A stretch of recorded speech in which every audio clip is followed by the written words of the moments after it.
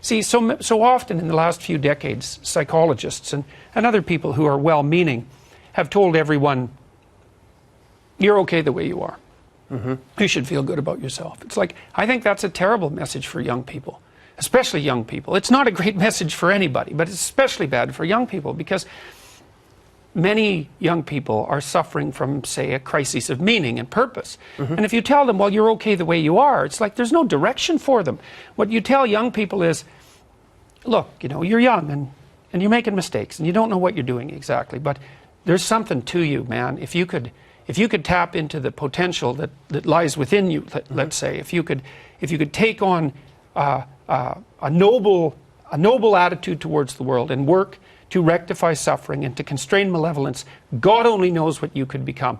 And more importantly than that, that's how our entire society views you. The reason that individual sovereignty inheres in you, why you have the rights of a citizen, and why you're regarded as a sovereign individual, is because our entire culture over thousands of years has actually decided, tens of thousands of years, has actually decided that there's something in you of ultimate value that the entire stability of the entire society depends on, that you could bring forward and nurture, and that the world would definitely be a lesser place without.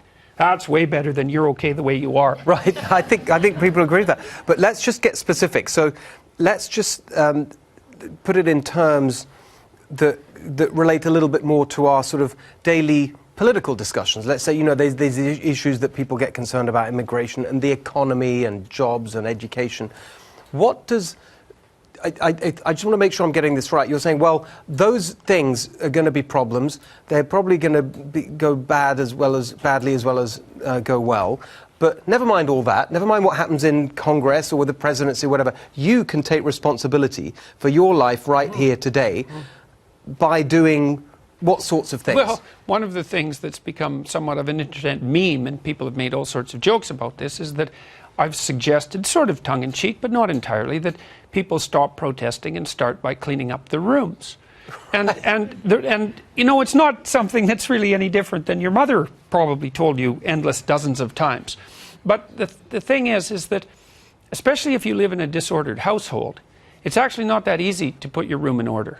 First of all, you have to learn to do it. You have to think, well, what am I going to do with my closet? What sort of clothes should be in here? How am I going to present myself to the world? How am I going to be organized so that when I wake up in the morning, I feel like engaging in the day?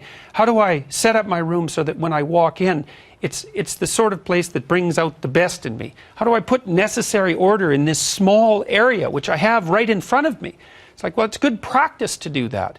And it's not because a good person keeps the room clean. It's not that. It's because you're setting the stage for the person that you want to be.